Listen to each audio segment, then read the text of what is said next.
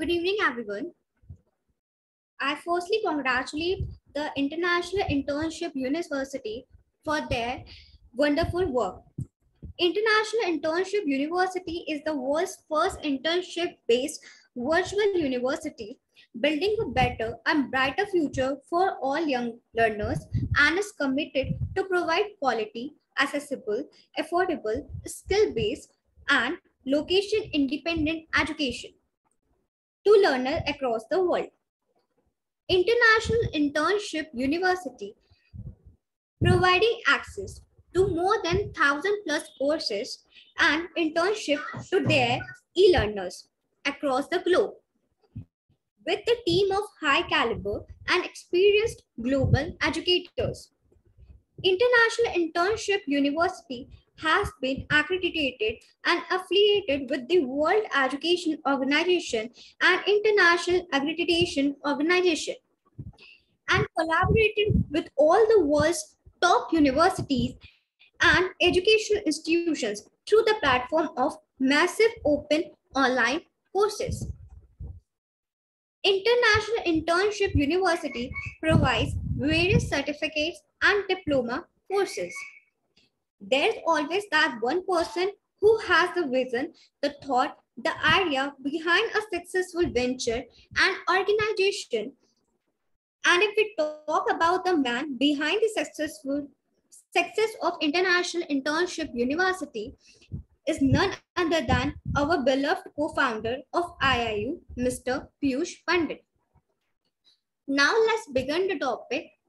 Firstly, I introduce myself. Myself, Purvi Gothi. I live in Kanpur, India. I have done my bachelor's in medical microbiology, currently doing my master's in medical microbiology, and my today's topic is infection and immunity.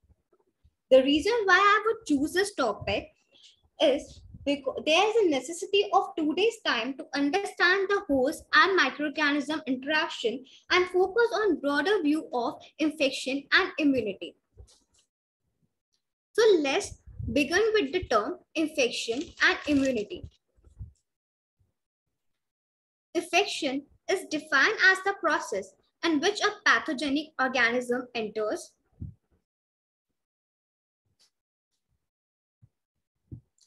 establishes itself, multiplies, invests the normal anatomical barrier of the host, resulting in disease. The term used in this definition we will clearly understand in upcoming slides. Infection. Immunity. The term immunity is defined as a resistance offered by the host against microorganisms or any foreign substances. Immunity is the defense system of the body which prevents the invasion of microbes. Infection and immunity involves complex relationship between the host and infecting microorganism. This interaction involves host cellular immune response to microbes, microbial pathogenesis, virulence factor of microbe, host resistance and susceptibility, and the generation of adaptive and innate immune responses. So basically it involves how our body generates immune response against microorganisms and how microorganisms skip the defense system and causes disease.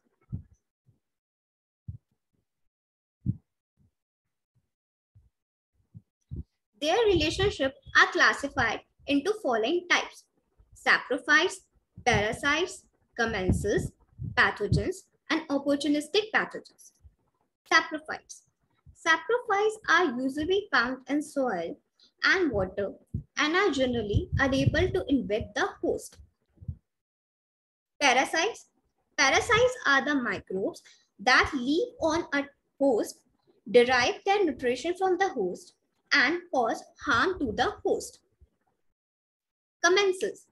Commensals are harmless microbes that harbor on a living host as normal flora without causes any injury to the host. Pathogens. Pathogens are the microbes capable of causing disease. This represents a small proportion of the microbe, but pose great threat to the world. Opportunistic pathogens. Opportunistic pathogens are the pathogens that are normally found as human commensals in environment, but can act as human pathogen in presence of opportunities such as low immunity. So in the presence of low immunity, saprophytes can act as opportunistic pathogens. Classification of infection. These are the various types of infection. So first, we understand about primary infection. Primary infection are the initial infection with the microbe in a host. Is termed as primary infection. Subsequent infection with the same microbe is known as recurrent infection. Secondary infection. When a host acquires new parasite, causes infection to the host, but the host resistance or the immunity is lowered by a pre-existing diseases or the primary infection is called as secondary infection. Focal infection. Focal infection involves dissemination of microbe from the focus to the target tissue or area and cause toxic damage to that tissue. Cross infection. When an individual is already suffering from pre-existing disease and acquire new infection from another host or external source is known as cross infection. Nosocomial infection. When the condition of cross infection take place in hospital is known as nosocomial infection. A person is admitted in a hospital for a reason, but acquire other infection in the hospital is considered under the nosocomial infection. Iatrogenic infection. The person acquired this infection during preventive, diagnostic, or therapeutic procedures induced by the physicians or healthcare workers. This type of infection is considered under the iatrogenic infection.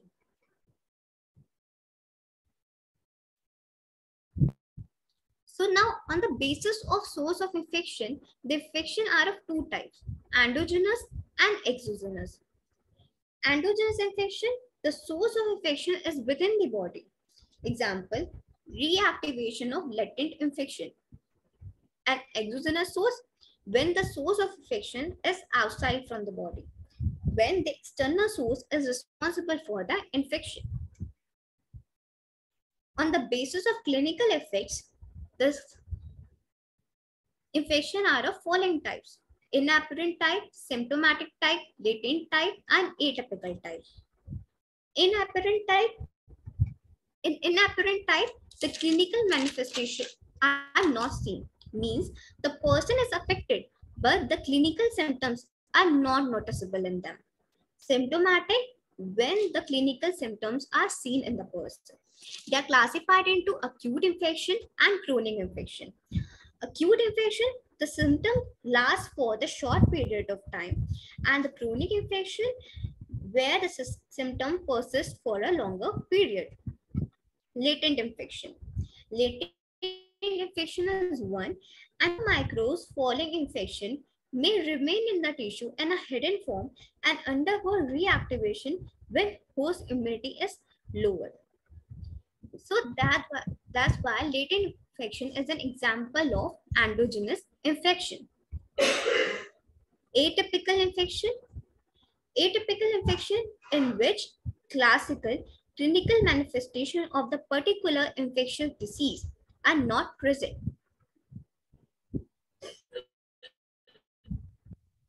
So there are two perspectives. The one of the perspective of the microbe, that how the microbes escape the immune system or the defense system of the host and cause disease, and the host perspective, how the host encounter the microbe and prevent the invasion of microbe. So first we see the microorganism perspective. So there are the four stages which represent the microbial and host interaction. The first step is physical encounter between host and microorganism. Next step is microorganism colonization of host surfaces. Third step is microorganism entry, invasion, and dissemination. And the fourth step is outcome, the outcome of the above three stages.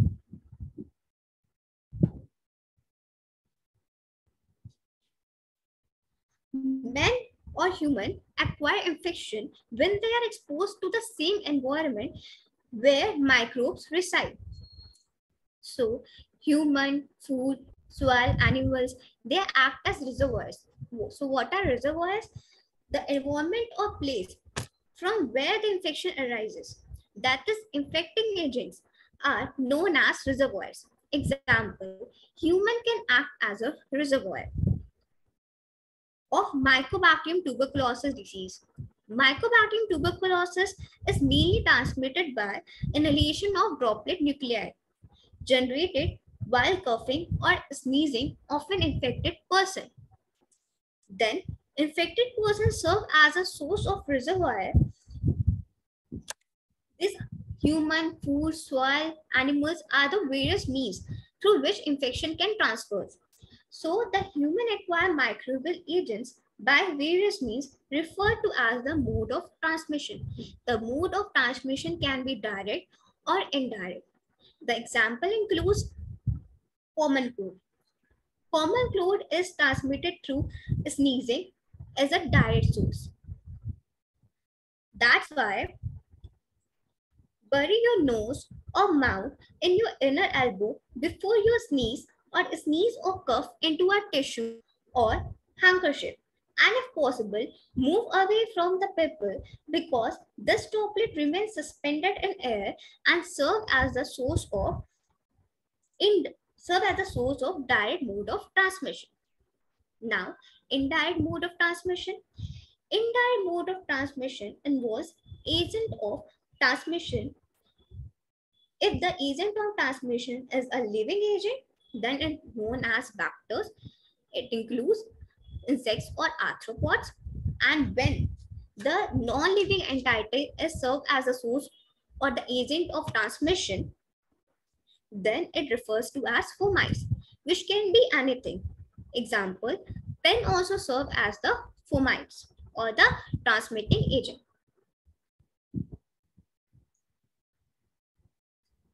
So after the physical interaction between the host and microorganism, the next step is colonization, or the first step in the process of developing infection and disease.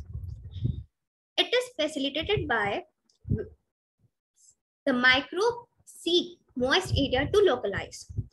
Microbe avoid dryness of the skin and localize onto the moist area. Example, hair follicles, skin folds, scalps are the areas where the microbes localize. Expression of specific metabolite characteristics such as salt tolerance. The host secretes bisalts which limits the growth of the bacteria. But the specific metabolite characteristics such as salt tolerance enable the bacteria to survive in such conditions. Bacteria may possess villi, which is the organ of adhesion, and secrete various molecules such as adhesion protein, which facilitate the infection. Microbial motility. Flagella is the organ of locomotion in the bacteria, which enables the bacteria to move and actively seek optimum condition. And their ability to coexist with other colonizing microorganisms helps in colonization. So these are the factors which helps the microbe to colonize the host. After colonization has been done, the microbe invade the subsurface tissue and organ through disrupted skin and mucosal surfaces.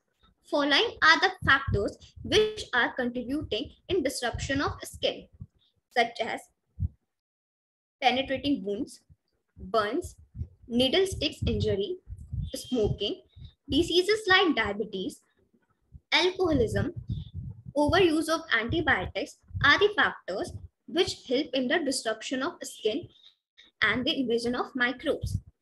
If these factors are not present, then some organisms produce an array of enzymes that hydrolyze host proteins and nucleic acid that destroy host cells and tissues. Other strategies that help microbes to escape the immune response of the host are pathogen multiplies so quickly that damage to wholly activated. Pathogen invades and destroy the cell that involved in the immune response. Pathogen cover is antigen by capsule. Capsule is one of the component of the bacterial cell. So pathogen covers is antigen by capsule so that an immune response is not activated. Pathogen produces enzyme that directly destroy or inactivate antibodies. Some pathogen produces cytotoxins that interfere with killing of phagocytes. The microbial toxins are of two types, exotoxins and endotoxins. So the first step of outcome is we will discuss the outcome stage later on, but first we will discuss the role of immunity. Immunity prevent us from the microorganism, from the invasion of microorganism. We are surrounded by many organisms, but all organisms are not able to cause infection to us because of the immunity. Immunity depends on various factors such as age, hormone, nutrition. So immunity is of two types, innate and acquired. Innate immunity is defined as the immunity that an individual possesses from birth. Adaptive immunity is defined as the immunity that an individual acquires during his lifetime. Innate immunity is the first line of defense against any infection because immune response activated immediately in innate immunity. But in acquired immunity, the immunity develops only after latent period following the antigenic exposure. It is time required for the acquired immunity to become active, but once it activated, it may remain lifelong. In acquired immunity, immunological memory responses are present, which help them to mount strong immune response against subsequent antigenic challenge.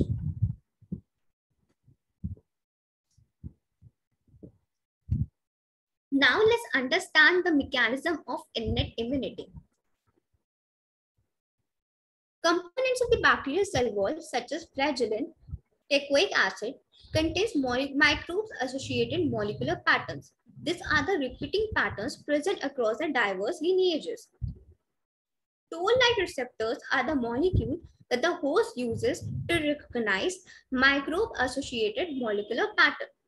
Following binding of toll-like receptors to the microbe-associated protein or patterns, signals are generated that stimulate the expression of gene encoding cytokines and enzymes which play a role in innate immunity. The first defense against the colonization of microbe are the external and internal body surfaces that are relatively in direct contact with microorganisms. So several anatomical barriers are skin barrier, mucosal barrier that lines the oral cavity, respiratory tract, gastrointestinal tract, or genitourinary tract. Similarly, physiological barrier like temperature, low pH also comes into play. Skin play a major role in immunity, such as sloughing of outer layers, remove attached bacteria, and provide dry and cool conditions which limit the bacterial growth.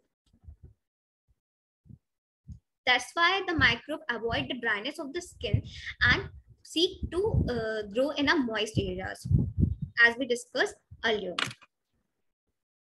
Mucous membrane prevents entry of microbe by preventing mucus, which help in protective lubrications of cells, bacterial trapping, provision of antibacterial substances to mucosal surfaces, Secretion of enzymes such as lysozyme, which degrade bacterial cell wall, lactoferrin, which competes for bacterial iron supply, and so on. Hair follicles, sweat glands, sebaceous glands are the glands which causes production of acids, alcohols, and toxic substances that limit bacterial growth. Other products of mucosa such as saliva, tear, gastric juices, trypsin, bile salts help in limiting the growth of the bacteria. So let's discuss the several components of the innate immunity. Phagocytes. Phagocytes are the main component of innate immunity. These are the cells that ingest and destroy bacteria and other foreign particles. It involves three steps. The first step is the ingestion of the bacteria by a process called endocytosis and engulfment of the bacteria in a membrane line structure called phagosome. The next step involves fusion of phagosome with lysosome to form phagolysosome. Lysosome secretes certain toxic substances which causes the neutralization of microbe and resulting in microbe killing. Natural killer cells. Natural killer cells are involved in killing of viruses on and tumor cells, virus infected cells and tumor cells. Cytokines. Cytokines are small secreted proteins released by the cells, have a specific effect on the interactions and communication between cells. It plays a role in the inflammatory responses. Inflammatory response is the protective biological response against harmful stimuli. It helps in the destruction of the microbe.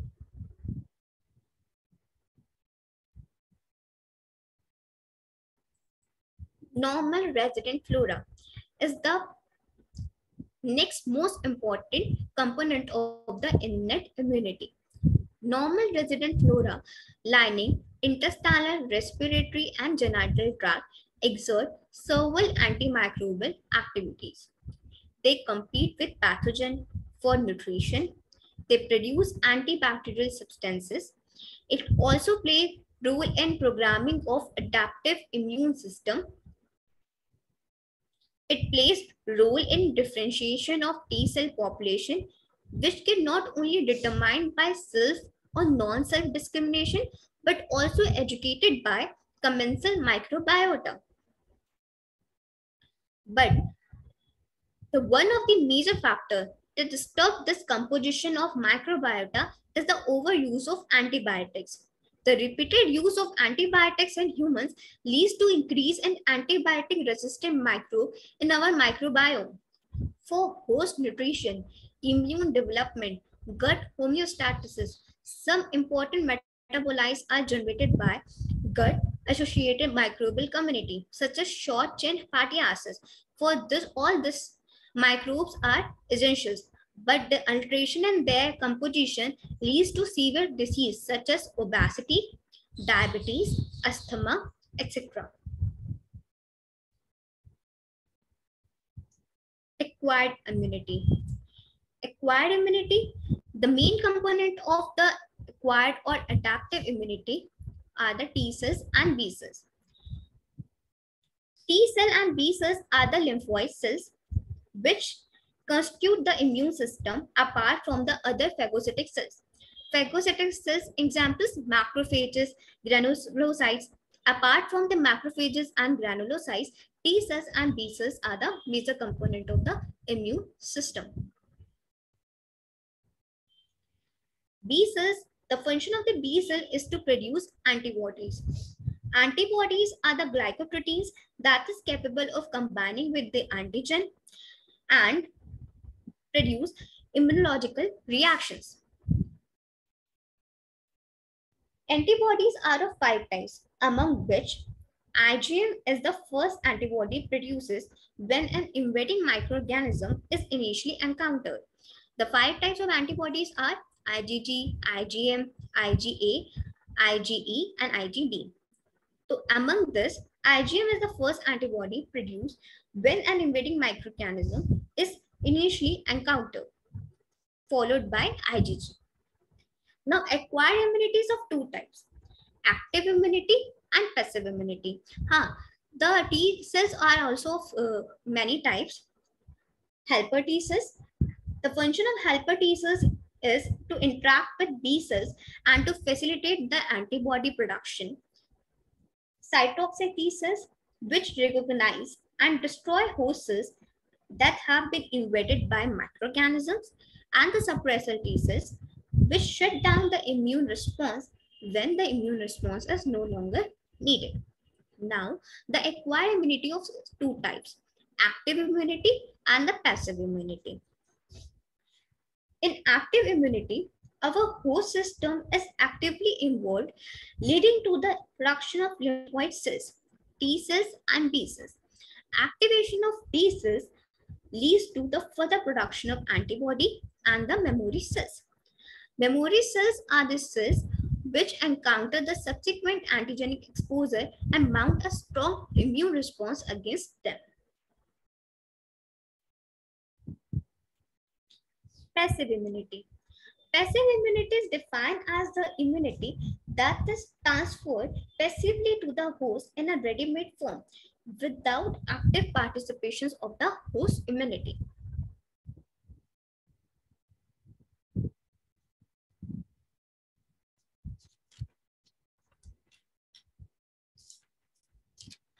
Active immunity is of two types: natural immunity and artificial immunity. Natural immunity. In natural immunity, we acquire infection following an exposure to a microbial infection. For example, the person acquired immunity against chickenpox for decades after becomes infected with chickenpox. Artificial immunity, the immunity which we acquire from the vaccination. It develops following exposure to an exposure by vaccination. Active immunity generates two types of response: primary response and secondary response. Primary response, in which the immune response primarily interacts with the microbe, and the secondary response, in which the microbe exposed to the subsequent antigenic challenges. The antibody mount against the primary response is of low titer, but in secondary response, the immune response form against the microbe is of high titer. So likewise, active immunity, passive immunity is also classified into natural and artificial immunity. Natural immunity, the IgG is the only antibody which is transferred from mother to fetus across placenta. So this is the form of natural passive immunity, in which the host active immune response does not involve. Artificial immunity includes transfer of commercially prepared antibodies, that is to the immunodeficient person, in which the immune system is weakened. Example, AIDS.